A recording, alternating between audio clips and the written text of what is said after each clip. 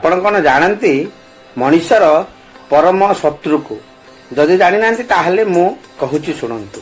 ପରମ ଶତ୍ରୁ ହେଲା ମଣିଷର ରାଗ, ଦ୍ୱିତୀୟ ଶତ୍ରୁ ଋଣ, ତୃତୀୟ ଶତ୍ରୁ କର୍ମ। ଏହି ତିନି ଜଣ ଯଦି ଆୟତ୍ତରେ ନ ରହିଲେ ତାହେଲେ ମଣିଷକୁ ଶତ୍ରୁ ସହିତ ସମାନ ଅଟେ। ନା କେମିତି? ଆପଣ ଯଦି ଗୋଟେ କର୍ମ କରୁଛନ୍ତି ତାହେଲେ ରାଗିଯିବେ, ତାହେଲେ ଆପଣଙ୍କ କାମ କିଛି ହବ ନାହିଁ। ଦ୍ୱିତୀୟ, ନା ଆପଣ ଯଦି କିଛି ଋଣ ଆଣିଛନ୍ତି ତାକୁ ଠିକ ଭାବରେ ପରିଶୋଧ ନ କଲେ ସିଏ ବି ଶତ୍ରୁ ସହିତ ସମାନ।